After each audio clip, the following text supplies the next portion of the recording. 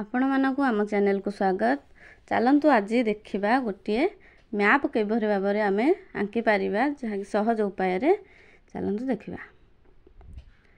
प्रथम आम कौन करवा ना गोटे स्केल नवा आवश्यक स्केल स्केल नहीं कि आम ऊपर गोटे सीधा लाइन ड्र करवा जोटा के 15.5 सेमी गोटे ऊपर तल को पूरा आंकिबा। देखंतु ये लिखिदे पाखरे पाखरे अपन देखिपारे। तापर कौन कौन पूरा ऊपर पॉइंट रु तल को 3 सेमी जो हम से कौन कर गोटे पॉइंट आम देबा ऊपर आड़ 3 सेमी छाड़ देगी देखिपार। तापर से जो आम कौन 3 सेमी पॉइंटा देले से आम पुणी 3 सेमी गोटे एपट सेपट को गार पकड़ा जोटा कौन लेफ्ट साइड रे आम बामपट साइड रे 2 सेमी रखा और डाहाण पट साइड को 1 सेमी रखिकी आम गोटे गार पकेबा। तापर देखो तापर से पॉइंट रु जो आम 3 सेमी रखिकी पॉइंट देते से 3.8 सेमी गोटे आम कौन आउ गोटे बिंदु देबा। देख भल लिखिदे। तापर से कर से जो मार्क कले आम 3.8 सेमी से आम गोटे ड्र करवा 13 सेमी गोटे लाइन टे जोटा कि बाम पट साइड को रखा 5 सेमी डाहाण पट साइड रे रखा आम के 6 सेमी। देख भल देख से भाव में पूरा मापरे कले परफेक्ट मैपटे हम। तापर तल पूरा तल बिंदु जोटा तल पॉइंट रु आम जोटा 15.5 नहीं जो लंबा गारटा से तलू 5.6 सेमी गोटे बिंदु दबा। से बिंदु से पॉइंट रे आम गोटे जो आम गोटे 5 सेमी लाइन ड्र करवा जोटा कि 2 पट साइड सामान रही 2.5 सेमी लिखाए। देखिपार भल केमी आम गार गुड़िक पकईले को पॉइंट रे।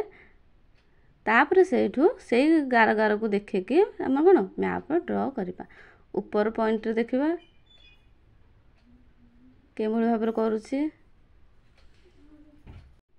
जो भाव में ताको ड्र करुँचे भल भाव देख। इंडिया मैप को आग बंका करी से जो आम पॉइंट जो गार पकई से नहीं फास्ट जॉइंट करवा।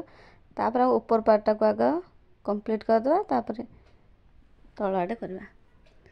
जो बंकाउे जो ये कर भल भाव में नोटिस कर ताको देखी देखी करवा सुंदर चित्रटीए हेबा।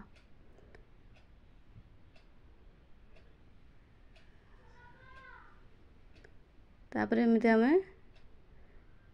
एपट साइडटा को करदे तापर तल आड़ जो करवा ताको टिके पूरा स्ट्रेट लाइन करके टिके कर्व कर्व कला भाया टिके बंका टंका करी आम ड्रटी कर सुंदर देखा।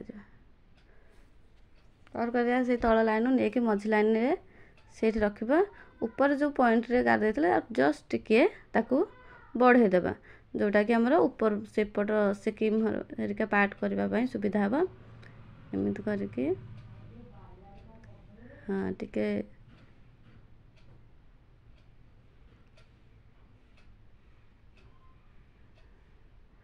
भाव में ड्र कले आमर मैपटा सुंदर भाव में जस्ट ऊपर पार्टा को टिके आउ थे आंकी दौचे। तापर मैप हो सारा पर आम जो लाइन गुड़िक सब आंकी थे आम रबर साहाय्य लिभेदेबा। लिभेदेले आम से लाइन गुड़िक देखा केवल मैपटी देखा आ पेनसिल माध्यम मुझे आप चाहिए भी पेन रे करें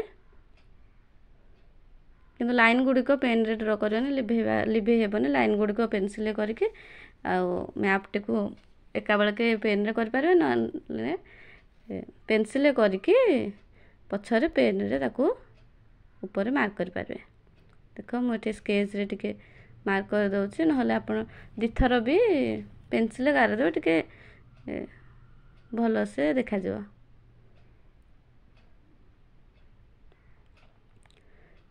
देख पारथो एठी ताको पुन थरे भल से कर देले गोटे सुंदर मैपटे हेबो। एई भली भाव रे जदि माप नै कि आमे करूचे स्केल साहाय्य रे परफेक्ट गोटे मैपटे हेबो। आपण किछि भूल हबार चांस नहीं। Thank you.